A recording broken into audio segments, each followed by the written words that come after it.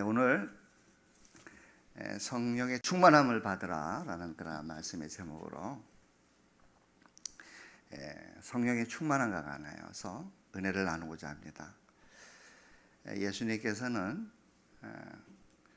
자신의 그 공생의 사역을 마치시고 그리고 마치기 직전에 성령 하나님께서 자신의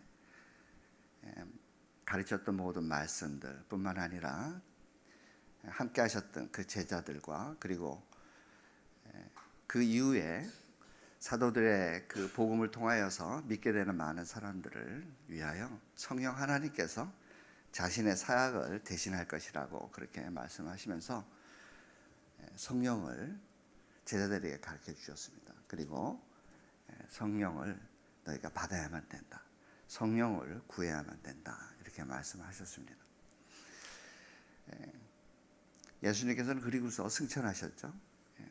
승천하시기 전에 하신 말씀도 너희가 성령을 받으면 권능을 받고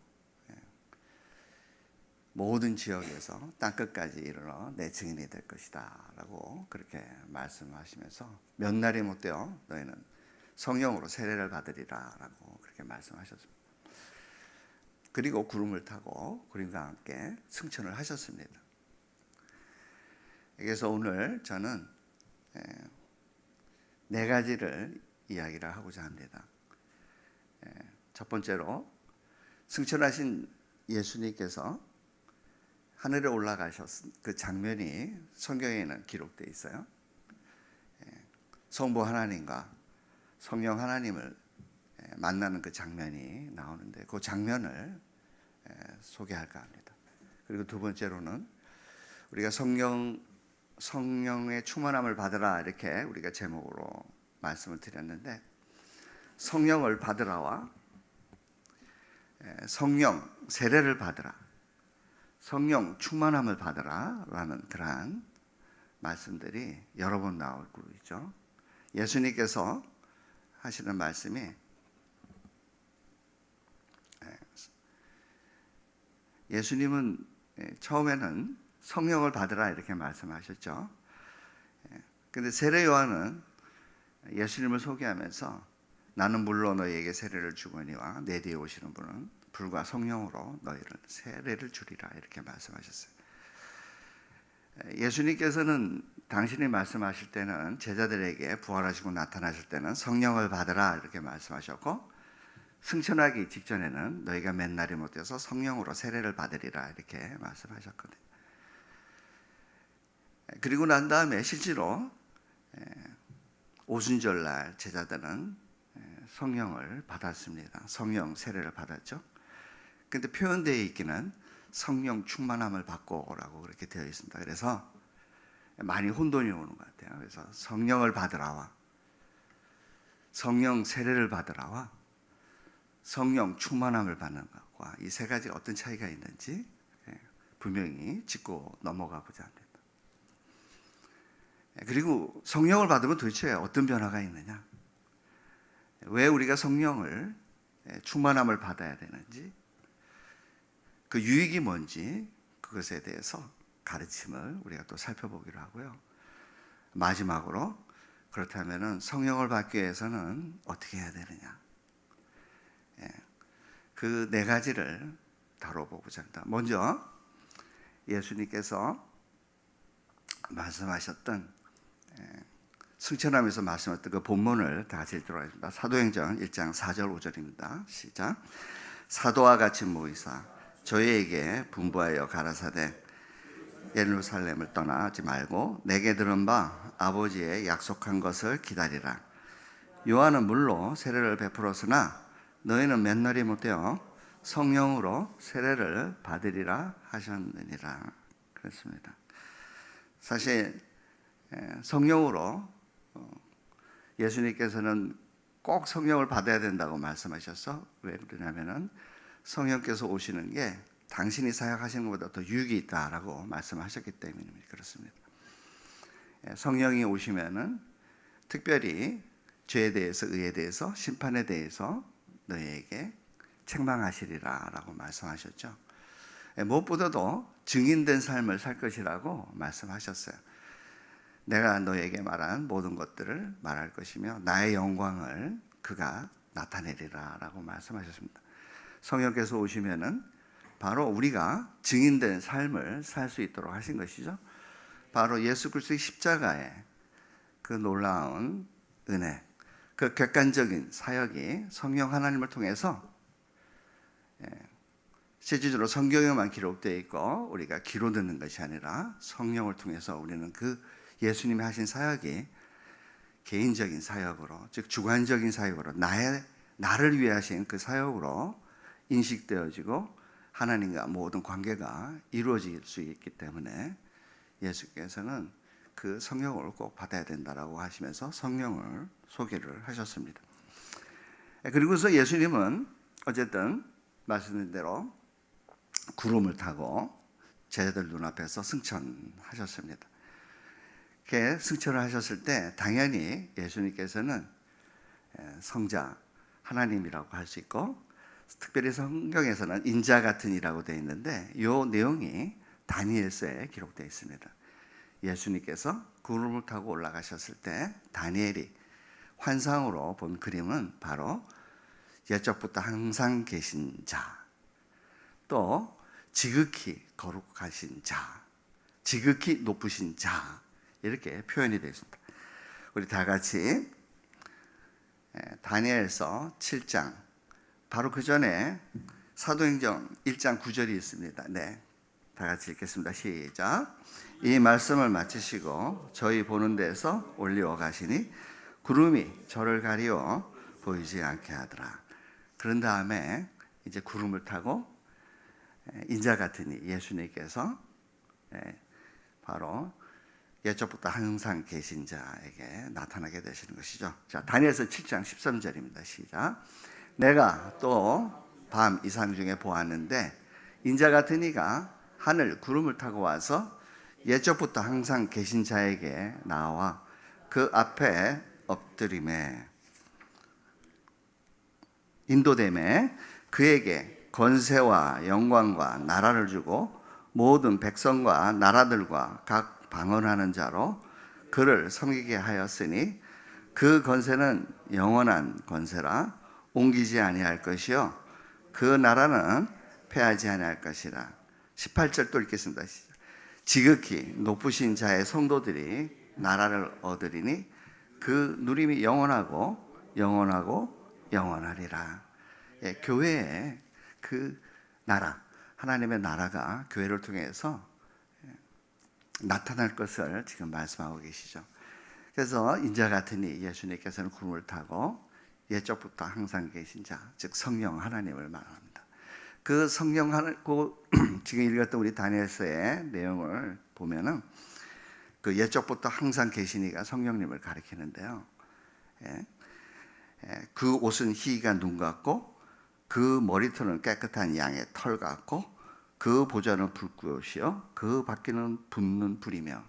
그래서 마치 요한계시록에 보면은 인자 같은 이가 나타나죠. 예수님이 사도 요한이 환상으로 보게 되는데 그때 나타나셨던 그 모습이 머리와 또 얼굴이 눈처럼 휘었다, 양털처럼 휘었다라고 그렇게 표현을 하는 걸 볼 수가 있습니다. 신약에 보면은 세례 요한이 예수님 세례를 줄 때 삼일째 하나님이 나타난 것처럼 다니엘서 7장에는 삼일째 하나님이 지금 나타나시는 것을 볼 수가 있습니다. 그래서 지금 예수님께서는 그 성령 하나님과 바톤 타치를 하시는 것이죠. 그래서 그 인자 같은 이 성자 하나님께서 예수님께서 올라가시고 또 성령 하나님께서는 이 땅 위에 예수님이 약속하신 대로 오순절날 성도님들에게 그렇게 임했던 것을 볼 수가 있습니다. 그래서 오순절날 성도들은 성령의 세례를 받게 된 것이죠. 성령 충만함을 받게 된 것입니다. 그렇다면 이제 성령을 받으라와 성령 세례를 받으라와 성령 충만함을 받으라, 이 차이가 무엇인가를 우리가 또 분명하게 짚고 넘어갈 필요가 있을 것 같아요. 예수님께서는 초막절 날 당시 승천하기 전에 사역을 하시면서 초막절에 올라가셨어요. 그때 올라가셔서 그 성전에 올라가셨죠. 예루살렘 성전에 올라가셔가지고 그 많은 사람들에게 말씀하셨습니다. 명절 큰날 끝날에 뭐라고 말씀하냐면은 누군지 목마르거든 내게로 와서 마셔라. 그래서 내가 주는 이 물을 마시는 자는 그 생수가 흘러나와서 그 배에서 생수의 강이 흘러남지라. 영원히 목마르지 아니라라고 그렇게 말씀하시면서 사도 요한은 이 말씀을 예수님께서 하신 이 말씀이 바로 성령을 가리켜 말씀하신 것이다 라고 그렇게 되어 있습니다. 그래서 이 성령은 믿는 자들이 받는 성경인 것입니다. 근데 자동적으로 받는 것은 아니에요. 왜냐하면 예수님께서 누가복음 16장에서 요한복음 16장에서 26절에 분명히 이렇게 말씀하셨죠. 그전에는 계속해서 너희들은 무엇이든지 나한테 구하라. 내가 내 이름으로 구하는 것은 모든 걸 다 이루게 하시리라. 해주겠다라고 말씀하셨어요.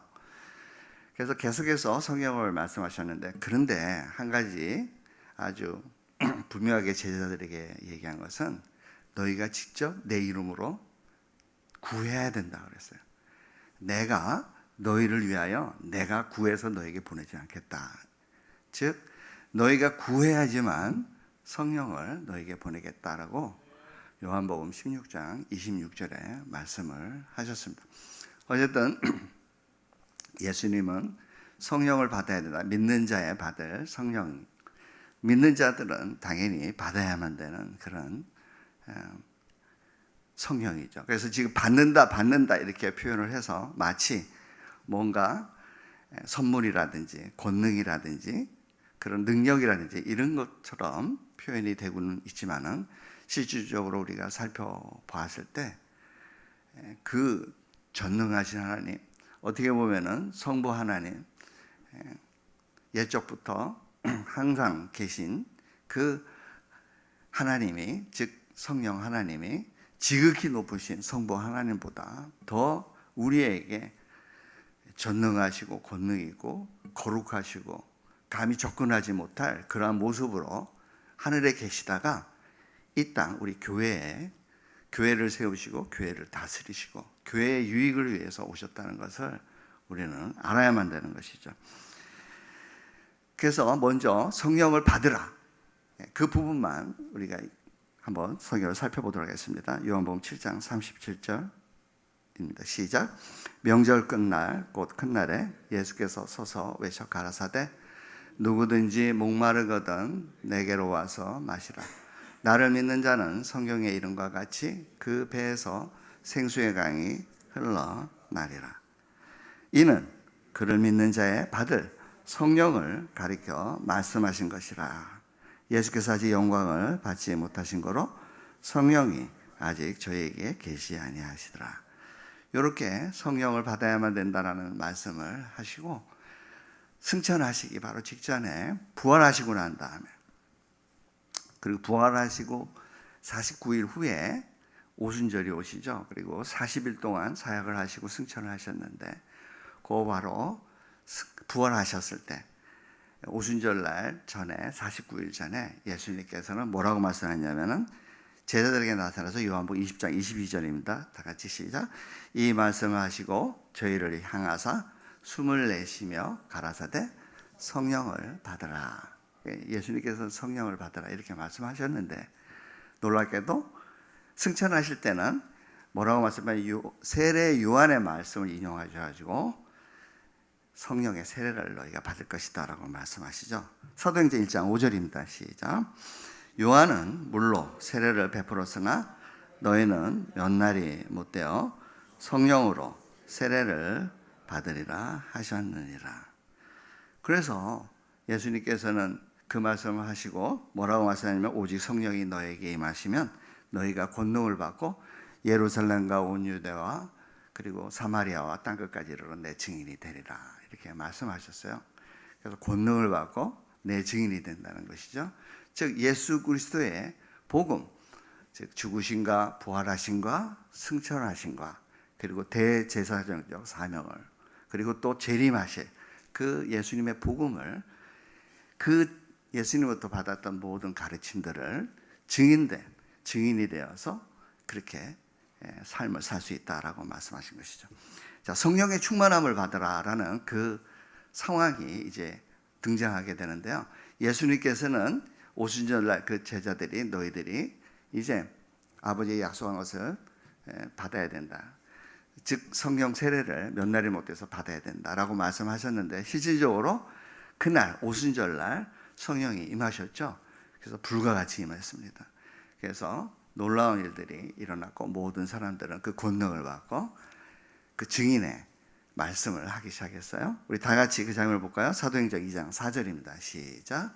저희가 다 성령의 충만함을 받고 성령이 말하게 하심을 따라 다른 방언으로 말하기를 시작하느라. 이때 놀라운 일이 일어난 것입니다.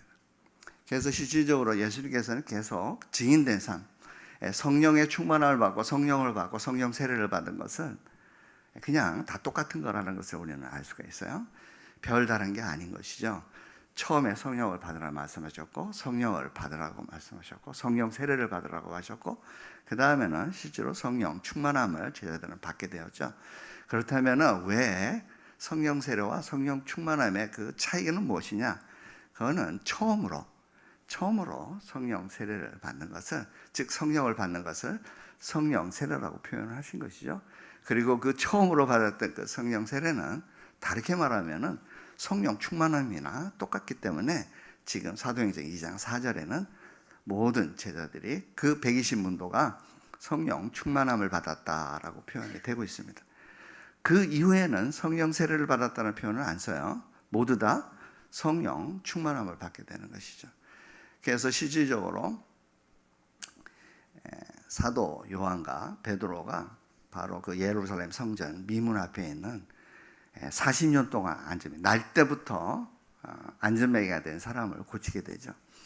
그리고서 그가 성전으로 데리고 갔을 때 난리가 났어요. 왜냐하면 모든 사람이 그게 성전에서 예배를 드렸던 모든 경건한 사람들은 다 그 안전뱅이가 누군지를 알았기 때문이죠. 그리고 놀랍게도 많은 사람들이 의아했을 때 그때 베드로가 아주 그냥 그 성전에서 이야기를 하게 됩니다.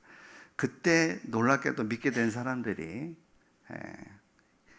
먼저 3,000명을 믿었는데 2,000명 풀화돼서 5,000명 정도가 믿게 되었죠. 그래서 그 성전이 발칵 뒤집혀졌습니다. 그래가지고 그 관원들이 나와가지고 대제사장급의 관원들이 나와서 일단 너무 소란스러우니까 감옥에 집어넣었어요. 그래서 그 감옥에 집어넣었을 때 오히려 아침에 이제 회의가 열렸죠. 그래서 공의회가 열려가지고 모든 대제사장들, 특별히 가야바, 안나스 등 예수님을 그 심판했던 그 대제사장들 앞에서 회의가 열리는데 결국은 지금 증거가 있으니까 40년 동안 안전뱅이 생활을 했던 그 안전뱅이가 깨끗하게 정상인이 됐다는 것을 알기 때문에 어떻게 다르게 말할 수가 없었어요. 그래서 뭐라고 부탁을 하냐면 위협을 하면서 절대로 예수 그리스도의 죽으심과 부활에 대해서 더 이상 말하지 마라 라고 그렇게 얘기를 하고 풀어주려고 합니다. 그때 베드로가 일장연설을 하죠. 뭐라고 얘기하면은 근데 그 표현을 보면은 성령 충만함을 받고 라고 돼 있어요. 그러니까 밤새 베드로와 그 감옥에 들어갔던 그 요한과 많은 사람들이 열심히 기도를 했다는 것을 알 수가 있습니다. 그래서 그 성령 충만함과 성령 세례와 성령을 받는다라는 것은 바로 한마디로 얘기해서 예수 그리스도의 증인된 삶을 살기 위해서 그 옛적부터 항상 계신 자이신 성령 하나님께서 이제 우리에게 임하시는 것이죠. 자, 이제 세 번째로 성령 충만함을 받으면 어떤 유익이 있는가? 왜 성령 충만함을 받아야 되는가라는 말씀을 드리도록 하겠습니다. 무엇보다도 우리는 능력이 없습니다. 사도 바울의 절망이 그렇고 우리들이 신앙생활을 하면서 우리는 정말 선하고 거룩하고 의롭고 살고 싶은 것이죠. 그리고 모든 수단과 방법을 다 동원해서 그리고 어떻게 하든지 주님과 가까워지고 싶고 주님을 위해서 하나님의 나라와 의를 위해서 살고 싶습니다. 그런데 그럴 때마다 항상 우리는 좌절을 맛보게 되는 것이죠. 왜 좌절을 맛보게 되냐면은 바로 우리는 마음은 원인데요. 우리는 정말 의지적으로 하나님과 동행하고 싶은데 우리에게 능력이 없다는 것이죠. 바로 권능이 우리에게 없다는 것이죠. 우리는 죄와 싸울 능력이 사실 없습니다. 우리는 이미 죽은 자로서 이 땅에 태어났어요. 그래서 죄 오염의 문제가 항상 우리를 괴롭히고 있어요. 육신의 소욕이 우리가 아무리 거룩한 삶을 산다 하더라도 떠나지를 않는 거예요. 바로 우상 숭배하는 그런 마음, 시기, 분쟁, 여러 사기, 살인하는 마음, 미워하는 마음, 이런 모든 마음들이, 경쟁하는 마음들이 항상 우리에게 내재가 되어 있어요. 지난 주일날 정말 우리 남윤재 목사님 폭발 같은 그러한 그 하나님의 말씀이 선포가 되어가지고 우리 당시에 예배드리던 모든 성도들이 눈물바다가 됐습니다. 그때 어떤 얘기였냐면 바로 베드로에게 나타나서 네가 나를 사랑하느냐? 네가 나를 사랑하냐? 그 세 번의 물음이었죠. 그 품었던 그 놀라운 하나님의 사랑을 우리가 깨닫게 되었어요. 근데도 놀랍게도 그런 사랑을 깨달았던 그 베드로가 예수님의 그 하나님의 사랑이 얼마나 놀라운지, 하나님의 사랑이 얼마나 직접적이고 그리고 개인적인지에 대해서 베드로를 인식시켰음에도 불구하고 베드로가 바로 그 가르침을 받은 다음에 뭐라고 얘기하냐면 사도 요한 쟤는 어떻게 돼요? 이렇게 묻습니다. 경쟁의식과 비교의식을 가지게 되는 것이죠. 우리에게는 끊임없이 성경은 그렇게 알려주고 있습니다. 우리에게 능력이 없는 것이죠. 사도 바울의 절망도 그런 것이었죠. 내가 거룩하고 의롭고 선하게 살려고 하는데도 불구하고 내가 선한 삶을 살려고 하는데 내가 거룩한 삶을 살려고 하는데 오히려 그것을 바라는 바 그것을 원치 않고 원하지 않는 바 악을 행하는 도다라고 절망을 하는 것을 볼 수가 있습니다. 그렇기 때문에 성령을 우리는 받아야만 되는 것이죠. 성령 하나님께서 우리를 거룩하고 의롭고 선하게 하시는 그 권능과 함께 하심으로 말미암아 성령께서 우리 안에서 행하게 하심으로 말미암아 우리가 거룩하고 선하고 의롭고 증인된 삶을 살 수 있기 때문에 그렇습니다. 우리 다 같이 마태복음 7장 16절 읽겠습니다. 시작. 그의 열매로 그들을 알지니 가시나무에서 포도 또는 엉겅퀴에서 무화과를 따겠느냐. 이와 같이 좋은 나무마다 아름다운 열매를 맺고 못된 나무가 나쁜 열매를 맺나니 좋은 나무가 나쁜 열매를 맺을 수 없고 못된 나무가 아름다운 열매를 맺을 수 없느니라. 아름다운 열매를 맺지 않는 나무마다 찍혀 불에 던지우니라. 이러므로 그의 열매로 그들을 알리라. 우리가 그냥 자연적으로 성령 하나님의 그 성령 충만함을 받지 않고 성령 세례를 받지 않고 성령을 받지 않은 상태에서는 우리는 그냥 자연이에요. 그렇다면 우리에게 나타나는 모습은 바로 이런 아름답지 못한 열매들이 나쁜 열매들만 우리에게 나타날 수밖에 없는 것이죠. 그래서 성령 회방죄가 뭐냐면 바로 열매를 나타나지 않는 죄예요. 열매가 나타나지 않는 죄인 것이죠. 예수님은 누가복음 12장 12절에 보면은 말씀하세요. 증인된 삶은 너희가 살게 될 것이다 앞으로.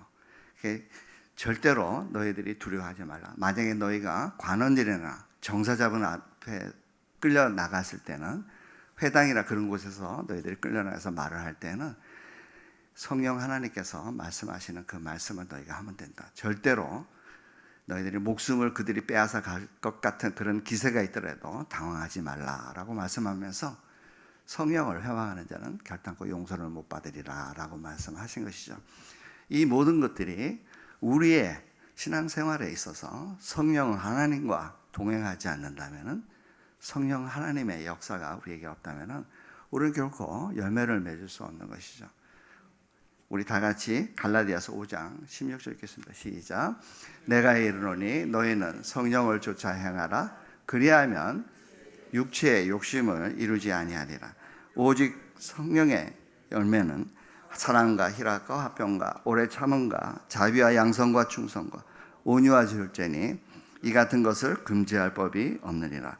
그리스도 예수의 사람들은 육체와 함께 그 정과 욕심을 십자가에 못 박하느니라. 그래서 예수님께서 너희가 나를 따라오려면은 자기 십자가를 지고 나를 따라오느라 하신 것이죠. 열매를 맺기 위하여 우리를 완전히 비워야만 되는 것이죠. 성령의 충만함을 받는다는 얘기가 에베소서 5장에도 나옵니다. 술 취하지 말라. 이는 뭐라고 했죠? 갑자기 방탕한 것이니 오직 성령의 충만함. 술 취하면 방탕해질 수 없죠. 술이 완전히 그 사람의 인격을 좌지우지하게 됩니다. 성령의 충만함을 받게 되면은 성령께서 우리의 인격을 좌지우지하게 되시는 것이죠. 그런 상태가 된다는 것이에요. 마치 우리가 자유의지를 상실한 게 아니라 성령 하나님께서 우리 자유의지를 사용하시게 되는 것이죠. 그렇기 때문에 성령 충만함을 받는다는 것은 바로 모든 것들이 성령의 인도하심과 성령의 컨트롤 안에, 통제 안에 우리는 들어갈 수 있다고 하는 것을 성령 충만함으로 우리가 표현할 수가 있어요. 그래서 성령 우리가 받는다, 성령세를 받는다, 성령 충만을 받는다. 지금부터는 그냥 성령 충만함을 받는다라고 표현하겠습니다. 성령 충만함을 받는다는 것은 바로 완전히 성령의 지배 안에 우리의 자신의, 우리의 인격을 내어드리고 성령의 인도하심을 따라 성령이 행하게 하심으로 말미암아 우리가 하나님의 뜻을 이루어가고 그 나라와 의를 이루어 간다는 것을 알 수가 있습니다. 자, 이제 어떻게 성령 충만함을 받느냐? 제자들이 지금 120명이 마가의 다락방에서 바로 예수님이 올라가시고 난 다음 10일이죠. 10일 동안 이들은 마가 다락방에 와서 열심히 뭘 했죠? 기도를 하셨어요. 기도를 한 다음에 성령의 충만함을 받게 된 것이죠. 한마디로 얘기해서 구해야만 되는 것이에요. 기도를 해야만 돼요. 성령 하나님이 그냥 내가 믿으니까, 예수님 믿으니까 자연적으로 임하는 게 아니라 바로 120문도처럼 열심히 구해야 되는 것이죠. 우리 김성년 목사님 늘 우리에게 쉬지 말고 기도하라. 그 말씀하시면서 지침을 주셨어요. 하루에 4번을 기도하는 거죠. 하루에 4번. 아침에 일어나서 주기도문을 기도하고, 오후에 십계명으로 기도하고, 그 다음에 저녁 때 신앙 고백으로, 사도신경 신앙 고백으로, 또 맨 마지막에 잘 때 다시 한번 모든 것을 점검하면서 주기도문을 기도하고, 이렇게 끊임없이 우리가 기도할 때 특별히 낙심하지 말고 기도해야 되겠죠. 그래서 쉬지 말고 끊임없이 그렇게 그 기도 시간을, 경건의 시간을 가져가지고 기도를 한다면은 성령 하나님이 끊임없이 우리를 인도하시고 성령의 충만함이 유지가 될 수가 있다고 생각합니다. 사도행전 1장 14절 15절 읽겠습니다. 시작. 여자들과 예수의 모친 마리아와 예수의 아우들이 더불어 마음을 같이하여 전혀 기도에 힘쓰니라. 모인 무리의 수가 한 120명이 되더라. 그래서 단순히 그냥 기도하는 게 아니라 성령을 구해야 돼요. 바로 성령 하나님, 저를 장악하여 주옵소서. 충만함으로 인도하여 주시옵소서. 마치 내가 술을 먹어서 술 취해가지고 그 술기운에 모든 것을 결정하고 술기운에 따라 한 것처럼 성령의 능력 가운데에서 모든 일을 생각하고 행하고 말하게 하옵소서라고 그렇게 기도를 해야 되는 것이죠. 그래서 예수님께서도 끊임없이 말씀하셨어요. 주기도문을 통해 가지고 말씀하실 때도 누가복음에서는 너희가 성령을 구해야 된다라고 말씀했죠. 바로 성령이 우리에게 임했을 때 바로 하나님의 나라가 임하는 것이죠. 그리고 반드시 너희가 구했을 때는 반드시 주신다라고 그렇게 말씀하셨죠. 뭐라고 표현하시냐면 너희가 악할지라도 자녀가 생선을 달라고 하면 뱀을 주며 알을 달라고 하면 정갈을 주겠느냐. 근데 하물며 하나님께서 너희가 성령을 구하는데 주지 않겠느냐고 말씀하셨죠. 누가복음 12장 13절입니다. 시작. 너희가 악할지라도 좋은 것을 자식에게 줄 줄 알거든 하물며 너희 천부께서 구하는 자에게 성령을 주시지 않겠느냐 하시니라. 하나님은 우리에게 성령을 주시기를 원해요. 그 옛적부터 항상 계신 자, 그 하늘나라에서 그 거룩하심과 전능하심으로 표현되어 있는 그 하나님께서 우리의 주인이 되기를 원하시는 것이죠. 우리와 동행하시기를 원하시는 것이죠. 그리고 모든 하나님의 나라의 능력을 우리에게 나타내시고 실질적으로 그 나와 을을 위하여 우리가 헌신할 수 있도록 그 능력들이 액입될 수 있도록 우리를 인도하시는 것이죠. 기도에도 우리가 이러한 그 끊임없이 기도하는 가운데에서 때로는 좌절될 수가 있겠죠. 그래서 그 육신의 소욕이 우리에게 죄오의 문제로 드러날 때마다 우리는 다시 회개 기도로 나가야 돼요. 회개 기도로 나갔을 때 또 놀라운 하나님의 은혜가 있습니다. 그래서 베드로는 그런 이야기를 하죠. 자신들이 지금 성령을 받았던 것이 바로 끊임없이 회개 기도를 드렸다라고 얘기하는 것이죠. 너희가 믿고 그리고 예수의 이름으로 세례를 받으면은, 그래서 죄 사함을 받는다면은 너희는 성령을 선물로 받으리라 라고 말씀하셨죠. 사도행전 2장 18절입니다. 38절입니다. 시작. 베드로가 가로되 너희가 회개하여 각각 예수 그리스도의 이름으로 세례를 받고 죄 사함을 얻어라. 그리하면 성령을 선물로 받으리라. 아멘. 그래서 말씀을 마치도록 하겠습니다. 우리는 네 가지를 살펴봤습니다. 성령 하나님이 어떤 분이신지, 바로 예수님께서 승천하실 때 성령 하나님을 만났을 때 그 장면을 통해서 드디어 성령 하나님이 우리에게 오시게 되신 것이죠. 그리고 성령을 받으라와 성령 세례를 받으라와 성령 충만함을 받으라는 다 똑같은 말이라는 것을 우리는 배웠습니다. 바로 기도를 통해서 성령의 그 권능이 우리에게 임하여지고 성령 하나님께서 우리의 자유의지를 사용하셔서 그리고 행하게 하심을 따라서 하나님께서 원하고자 하는 거룩함과 선하심과 의로심을 우리가 이룬다는 것을 알게 되었습니다. 우리 안에는 죄오염의 문제가 있죠. 성령 충만함이 없다면 결코 성령의 열매가 우리에게 나타나지 않는 것이죠. 성령 충만함을 오해해서는 안 되겠습니다. 어떤 열광적으로 뭔가 기도를 하고 그래야지만 성령 충만함을 받는 게 아니에요.